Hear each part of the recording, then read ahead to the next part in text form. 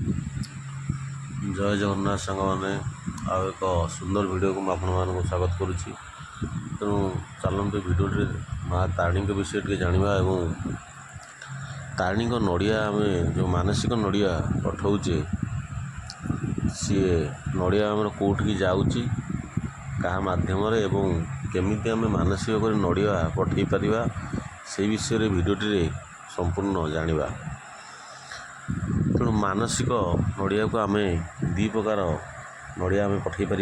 गोटे हूँ कौन ना आपण मानसिक परी नड़िया पठे पारे माने मानसिक पूर्ण हो नतबे आउ गोटे हूँ मानसिक पूर्ण होता नड़िया आप पठे पारे। तेणु दीटा उपाय आप नड़िया पठे पारे। आई नड़िया नड़ियाटी जो आप पठाऊँ नड़ियाटा टे भल नड़िया होता दरकार। भल बोले नड़ियाटी को आपण बजेला तादे पानी साउंड होता दरकार ताल से नड़ियाटा माँ भल नड़िया बोली आप जापर। आउ जो नड़ियाटा बाजे ना से नड़िया आईदर पोचा हो कि खराब हो कषि थी तेणु से भाया कषि नड़िया को पठेवा उचित नुहे। तेणु नड़िया ये भाव आप भल नड़िया पठे पारे। ता सहित नड़िया आपण गोटे सालुकना गुड़े और से सालुकना भितर माँ चारिपट शंखा नाली शंखा आउ रहा सिंदूर गोटे पैकेट धूपकाठी आउ दक्षिण आकार आप 5 टंका 10 टंका कि आपण सखर जहाँ सेटा आपड़ देकी माँ पठे पारे। आपण तो जाथे तारिणी नड़िया को कौन गाड़ी रोकती ना जेकोसी गाड़ी देले से नहीं जाती किंतु से जो नड़ियाटा जाऊँगी ताहा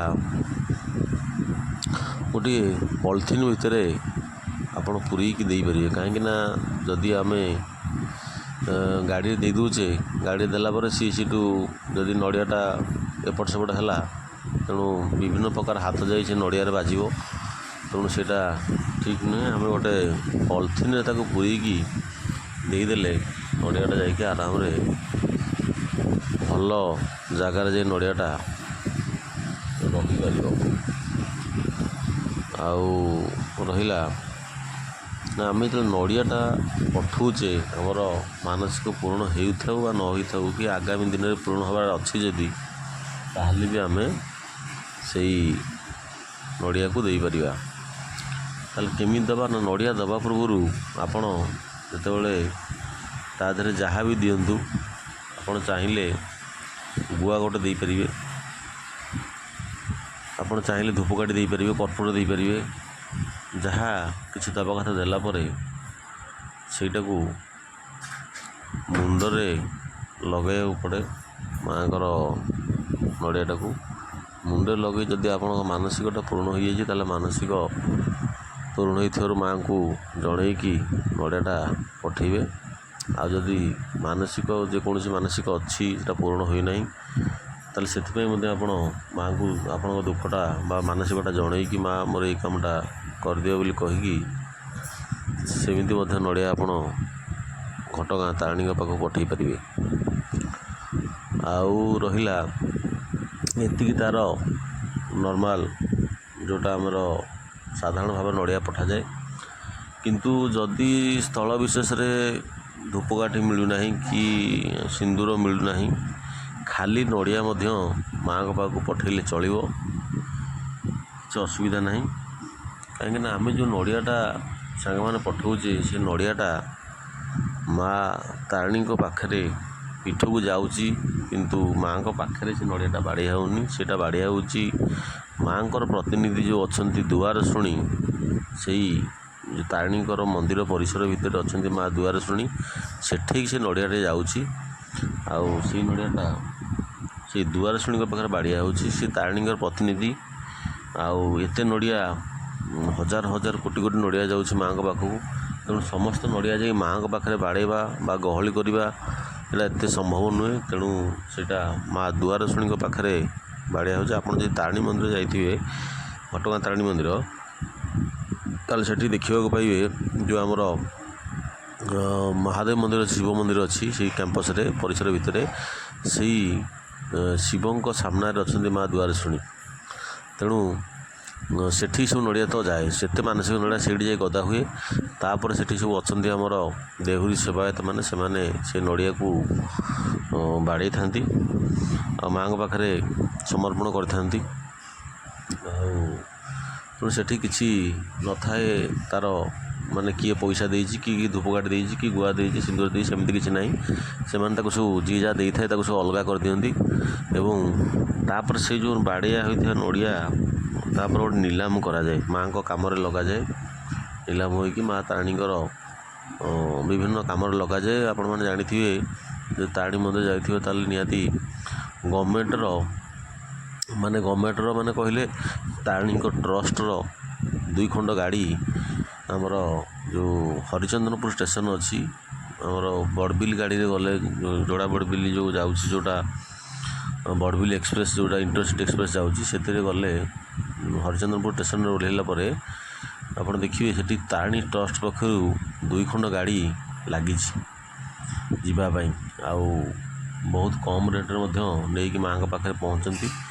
ଯେ ଏତେ କମ୍ ରେଟ୍ରେ କେହି ବି ଅଟୋବାଲା ବି ନେବେ ନାହିଁ, ମାତ୍ର 25 ଟଙ୍କା ନେଇ ସିଏ ତା'ର ପାଖରେ ମାଆଙ୍କ ପାଖରେ ସେଇଟା ଆପଣମାନଙ୍କୁ ପହଞ୍ଚାଇ ଦିଏ ଏବଂ ଛାଡ଼େ ମଧ୍ୟ।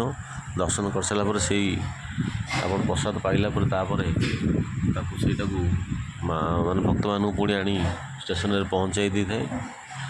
ତେଣୁ ଏଇସବୁ ରହିଲା ମାଆଙ୍କ ପାଖକୁ କେମିତି ଆମେ ନଡ଼ିଆ ପଠାଇବା। ତେଣୁ ମନ ଭିତରେ ଭକ୍ତି ରହିବା ଦରକାର।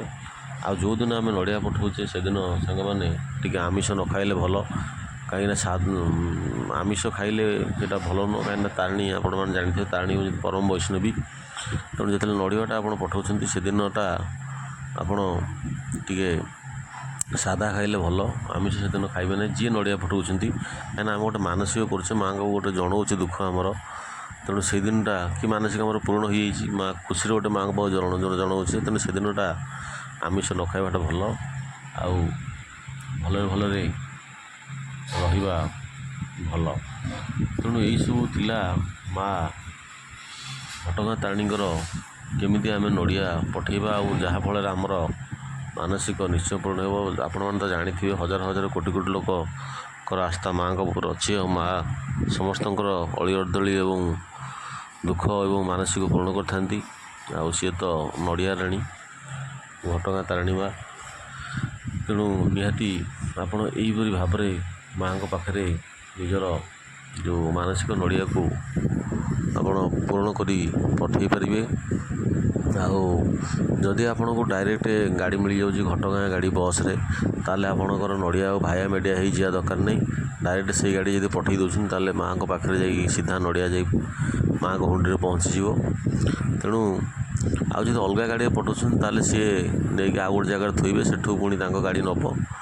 ତେଣୁ ଯାହା ବି ହେଉ ଯେମିତି ଉପାୟରେ ହେଲେ ବି ଯଦି ଆପଣଙ୍କ ଘର ଦୂର ଅଛି ତେଣୁ ତ ଆପଣ ଆଉ ଡାଇରେକ୍ଟ ଘଟଗାଁ ଗାଡ଼ି ପାଇବେନି। ତେଣୁ ଘଟଗାଁ ଗାଡ଼ି ନ ପାଇଲେ ବି ଆପଣ ପଠାଇ ପାରିବେ, ଯେକୌଣସି ଗାଡ଼ିରେ ଦେଲେ କେହି ବି ମନା କରିବେ ନାହିଁ। କାହିଁକିନା ଓଡ଼ିଶାର ବିଭିନ୍ନ ଜାଗାରେ ସବୁ ମା ତାରିଣୀଙ୍କର ନଡ଼ିଆ ହୁଣ୍ଡି ମାନେ ସ୍ଥାପନ କରାହେଇଛି। ତେଣୁ ସିଏ ତାଙ୍କର ଟ୍ରଷ୍ଟ ତରଫରୁ ଆସିକି ସବୁ ନଡ଼ିଆ ନେଇକି ଯାଆନ୍ତି। ତେଣୁ ଏଇ ରହିଲା ମାଆଙ୍କ ପାଇଁ କେମିତି ଆପଣମାନେ ନଡ଼ିଆ ପଠାଇବେ ଏବଂ କେମିତି ମାଆଙ୍କର ସୁନ୍ଦର ଦର୍ଶନ କରିବା ପାଇଁ ମା ତାରିଣୀଙ୍କ ଟ୍ରଷ୍ଟ ତରଫରୁ ବିଭିନ୍ନ ବ୍ୟବସ୍ଥା କରାହୋଇଛି। ସେ ବିଷୟରେ ଆପଣମାନେ ଏ ଭିଡ଼ିଓ ମାଧ୍ୟମରେ ନିହାତି ସୂଚନା ପାଇପାରିଥିବେ। ଏବଂ ଯେଉଁମାନଙ୍କର ରହିଥାଏ ଯେ ଆମେ କେମିତି ନଡ଼ିଆ ପଠାଇବା ଏବଂ କ'ଣ ସେଥିରେ ଦେଲେ ମାଆଙ୍କ ପାଇଁ ଭଲ ହୁଏ। ତେଣୁ ଏଇସବୁ ଜିନିଷ ମାଆଙ୍କର ପ୍ରିୟ। ସାଲୁକନା କହିଲେ ଯେଉଁ ନଡ଼ିଆଟା ଗୁଡ଼େଇବେ ସାଲୁକନା, ସେଇଟା ନାଲି ସାଲୁକନା ହୋଇଥିବା ଦରକାର। କାହିଁକିନା ମାଆଙ୍କର ପ୍ରିୟ ହେଉଛି ନାଲି ସାଲୁକନା। ଯଦି ସାଲୁକନା ଆପଣମାନେ ନ ହେଇକି ଚିଟକନା ମିଳୁଛି, ଚିଟକନା ମଧ୍ୟ ଗୁଡ଼େଇ ପାରିବେ, କିଛି ଅସୁବିଧା ନାହିଁ, ସେଇଟା ଭଲ ମାଆଙ୍କର ପ୍ରିୟ। କିନ୍ତୁ ଯାହା ଆପଣ ନଡ଼ିଆ ଚିଟକନା ଯାହା ବି ପଠାନ୍ତୁ ସବୁ ସେଇ ଆମର ଦୁଆରଶୁଣୀଙ୍କ ପାଖକୁ ଯିବ। ସେଠି ମାଆଙ୍କ ପାଖରେ ନଡ଼ିଆ ବାଡ଼େଇ ହେଲେ ସେଇଠି ସମର୍ପଣ ହୋଇଯିବ। ଆଉ ଯଦି ଆପଣ ନିଜେ ଘଟଗାଁ ଯାଉଛନ୍ତି ବୁଲିବାକୁ ମା ତାରିଣୀଙ୍କ ପାଖକୁ, ତାହେଲେ ନିହାତି ସେଠି ନିଜେ ଯାଇକି ନଡ଼ିଆ ବାଡ଼େଇଲେ ମାଆଙ୍କ ପାଖରେ ବାଡ଼େଇବେ। ଆଉ ସେଠି ଟିକେ ଭିଡ଼ ବହୁତ ହୁଏ, କିନ୍ତୁ ଏ ନଡ଼ିଆ ହେଉଛି ମାନସିକ ନଡ଼ିଆ ସବୁ ତ ଯାଏ, ଯେଉଁଟା ସେଇଟା ଗୋଟେ ଗଦା ହେଇକି ଟ୍ରକ୍ ରୁହେ ଏକା ସାଙ୍ଗରେ ସେଇ 5-8 ଜଣ ବସିକି ମା' ଦୁଆଶୁଣୀଙ୍କ ପାଖରେ ବାଡ଼ଉଥାନ୍ତି। ରଖୁଛି ସାଙ୍ଗମାନେ, ଭିଡ଼ିଓ ଭଲ ଲାଗିଲେ ଲାଇକ୍ ସେୟାର କମେଣ୍ଟ କରିବାକୁ ଭୁଲିବେନି।